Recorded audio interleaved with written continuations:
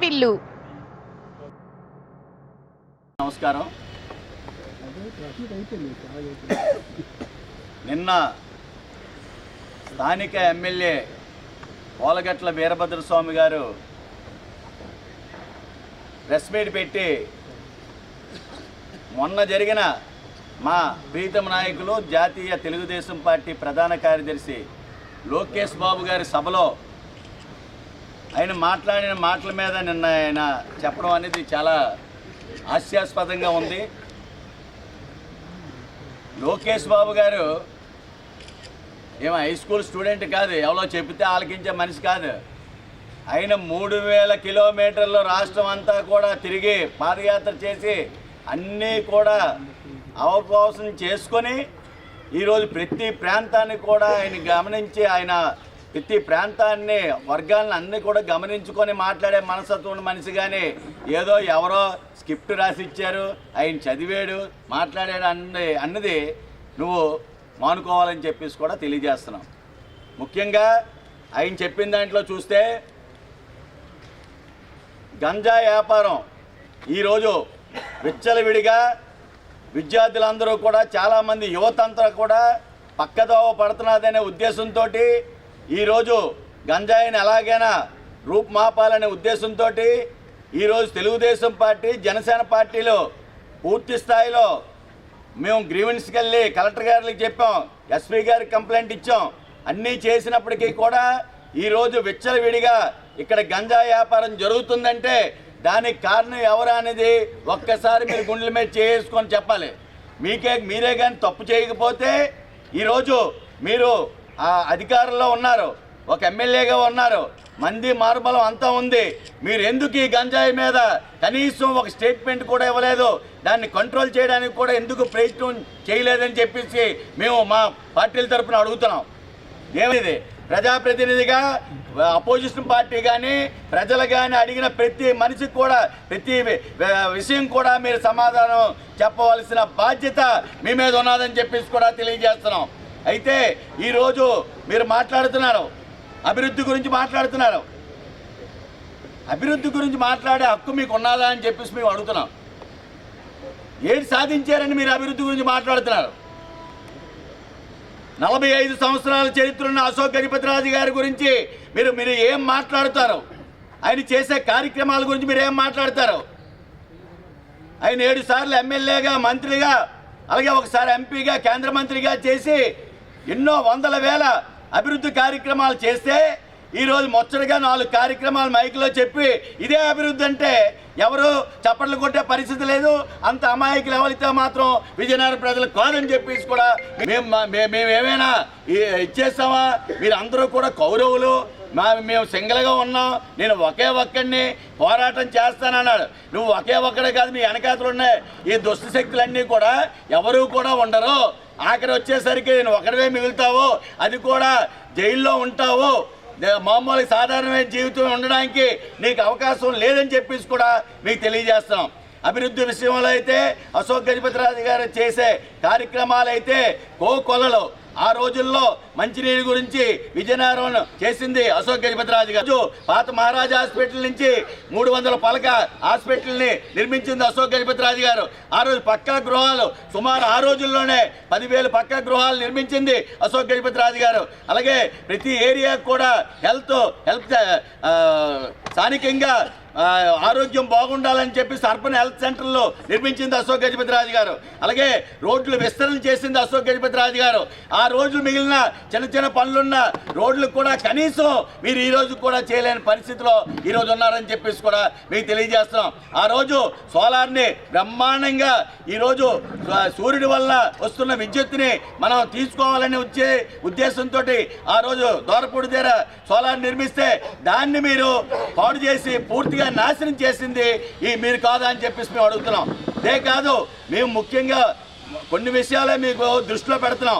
అశోక్ గజపతిరాజు గారు ఎంపీగా మంత్రిగా ఉన్నప్పుడు ఆయన ఎన్నో ఢిల్లీ నుంచి ఎన్నో ఫండ్స్ తీసుకొచ్చి ఆ రోజు ఎన్నో రోడ్లు విస్తరణ చేయడం జరిగింది. సంతకాలు బిడ్జి చేయడం జరిగింది. అలాగే చెల్లూరు నుంచి గొట్లం వరకు ఔటర్ రింగ్ రోడ్ చేయడం జరిగింది. అక్కడ 5 లక్షలు 10 లక్షలు ఉన్న ల్యాండ్ని ఈరోజు 2-3 కోట్ల రూపాయలకి పెంచిన ధైర్యం, అంటే రైతులకి ఒక ధైర్యం ఇచ్చింది అశోక్ గజపతిరాజు గారు కాదా అని చెప్పేసి అడుగుతున్నాం. అశోక్ గజపతిరాజు గారి గురించి మాట్లాడే హక్కు అర్హత ఈ వైకాపా నాయకులకి ఎవరికి లేదని చెప్పేసి కూడా మీకు తెలియజేస్తున్నాం. వాళ్ళు చెప్పారు ఇసుక అక్రమంగా అమ్ముకుంటున్నారన్నారు. ఇక్కడ ఏమి ఇసుక రీచులు లేదంటారు. ఇసుక అక్రమంగా అమ్ముకోవడానికి ఇసుక రీచులు ఉండాలంటే అక్కడి నుంచి వస్తుంది, ఇక్కడ పోగు చేస్తారు, ఇక్కడి నుంచి అమ్ముకుంటారు. దానికి వ్యాపారంలో మీకు సలహాలు ఇచ్చాం, అంత మనుషులమా మేము? మీరు బ్రహ్మాండంగా వ్యాపారం చేయగలరు, వ్యాపారం చేసుకుంటే తప్పులేదు, అక్రమ వ్యాపారం చేయడం మాత్రం తప్పు అని చెప్పేసి కూడా మీకు తెలియజేస్తున్నాం. ఈరోజు మనం ముక్కలేదు అంటున్నారు. ఇలా పోల్చుకుంటే మీరు 3-4 చెప్తున్నారు, మేము 400 చెప్పగలం. అశోక్ గారు చెప్పినవి మీకు ఏదైనా ధైర్యం ఉంటే, మీకు సత్తా ఉంటే మీరు ఒకటి చెప్తున్నాం. ఏ జంక్షన్కైనా రెడీ, ఏ టైంకైనా రెడీ, ఏ లీడర్ని పంపిస్తారో చెప్పండి. ఆ లీడర్ ద్వారా మేము కూడా వచ్చి అశోక్ గజపతిరాజు గారి అభివృద్ధి గురించి మేము మాట్లాడతామని చెప్పేసి కూడా తెలియజేస్తున్నాం. మీకు 20 సంవత్సరాలు ఆ రోజు తల్లి పిల్ల కాంగ్రెస్ పార్టీ 20 సంవత్సరాలు మీరు కూడా ఈ రాష్ట్రానికి అధికారంలో ఉన్నారు. తెలుగుదేశం పార్టీ ఒక 20 సంవత్సరాల అధికారంలో ఉంది. మీరు 20-40 సంవత్సరాల అభివృద్ధిని మనం చూద్దామా? లేదు.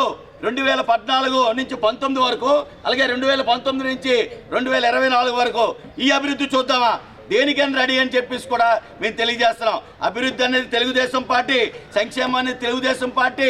అభివృద్ధిలో కానీ సంక్షేమంలో కానీ దేశం మొత్తం మీదే ఈరోజు ఆ రోజు ఎన్టీ రామారావు గారికి, ఈరోజు చంద్రబాబు నాయుడు గారికి ఎనలేని పేరు తెచ్చి రాష్ట్రాలుగా దేశాలే కాదు విదేశాల్లో కూడా ఈరోజు తెలుగుదేశం పార్టీ అధినేత చంద్రబాబు నాయుడు గారు దిశ నిర్దేశించి తెలుగు వారిని ఒక ఆత్మగౌరవాన్ని నింపడానికి ఆ రోజు ఎన్టీ రామారావు చేస్తే తెలుగు వారికి ఒక గౌరవాన్ని నింపి మేము ఉన్నామని చెప్పి సత్తా చాటిన మనుషులు ఈరోజు చాలామంది అన్ని దేశాల్లో రాష్ట్రాల్లో ఉన్నారని చెప్పేసి కూడా తెలియజేస్తున్నాం.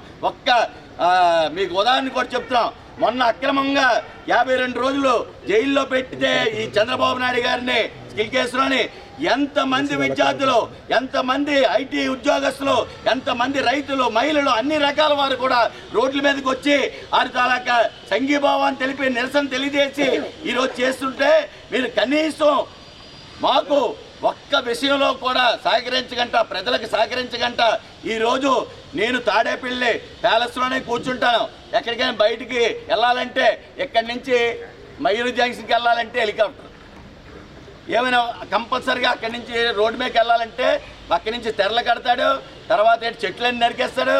ఇదా నువ్వు ఆ రోజు ముద్దులు పెట్టేసి కౌగులించుకొని రకరకాల హామీలు ఇచ్చేసి ఈరోజు విద్యార్థులకు కానీ ఉద్యోగస్తులకు కానీ అన్ని రకాల వారికి కూడా హామీలు ఇచ్చి నువ్వు చేసిందేంటి?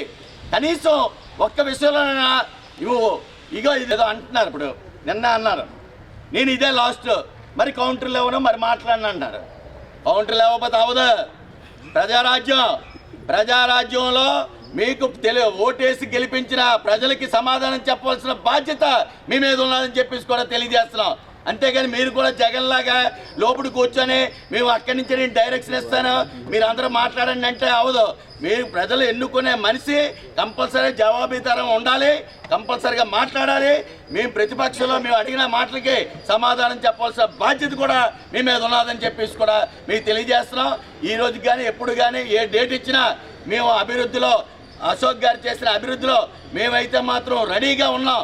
ఏ జంక్షన్కి రమ్మన్నా వస్తాం, ఏ టైంకి రమ్మన్నా వస్తాం, ఎక్కడికి రమ్మన్నా వస్తాం, ఏ లీడర్ని రమ్మన్నా వస్తామని చెప్పేసి కూడా తెలియజేసుకుంటూ ఇలాంటి తప్పుడు వ్యవహారాలు, తప్పుడు మాటలు మాట్లాడేటప్పుడు, ఒక గౌరవమైన మనిషి గురించి మాట్లాడేటప్పుడు మీరు మనస్కరించి మాట్లాడవలసిందిగా కోరుతున్నాం.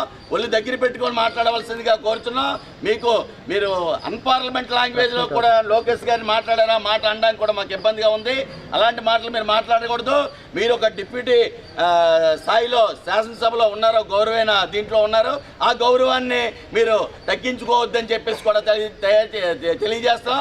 మేము కూడా మీకు అదే గౌరవంతో మేము మాట్లాడుతున్నాం కాబట్టి దయచేసి మాట్లాడేటప్పుడు గౌరవం పాటించవలసిందిగా కోరుకుంటూ, ఈరోజు ఇంకా మాట్లాడాలంటే చాలా విషయాలు ఉన్నాయి. దానికి 2వ ఎపిసోడ్లో మేము మళ్ళీ మాట్లాడుతాం. అవసరమైతే మీరైతే మాత్రం దయచేసి సమాధానం చెప్పాల్సిన బాధ్యత మీ మీద ఉంది. అభివృద్ధిలో మేము ఎప్పుడు కావాలంటే అప్పుడు వస్తాం. మీరు చేసే కుంభకోణాలన్నీ బయట పెడతాం. మేమైతే మాత్రం మీకు ఒకటే చెప్తున్నాం, అక్కడ ప్రత్యేకించి ఒకటి గుంకలం ల్యాండ్స్లో మాత్రం కంపల్సరిగా ఏ రైతుకి ఎంత ఇచ్చారో ఎక్వేషన్లోని ఎంత డబ్బు ఎకరానికి వచ్చిందనేది క్లియర్గా మీరు పబ్లిక్ చేయండి, ప్రెస్ వారిని పెట్టండి, మిగతా పబ్లిక్ చేయండి. అలాగే గంజాయి గురించి కూడా మీరు ఒక వివరణ ఇవ్వండి. వివరణ ఇస్తే ప్రజలైనా మామూలైనా అని అంటారు. కానీ ఇలాగ ఏది లేకంటే నేను ఇంట్లో కూర్చుంటే నేను సమాధానం చెప్పనంటే మాత్రం అది కరెక్ట్ కాదని చెప్పేసి కూడా ఎమ్మెల్యే గారు తెలియజేసుకుంటూ ఈరోజు మీ ద్వారా ఆయనకి తెలియజేయాలని ఈరోజు ఇక్కడ మాట్లాడడం జరిగిందని చెప్పేసి కూడా తెలియజేసుకుంటూ సెలవు తీసుకుంటాం.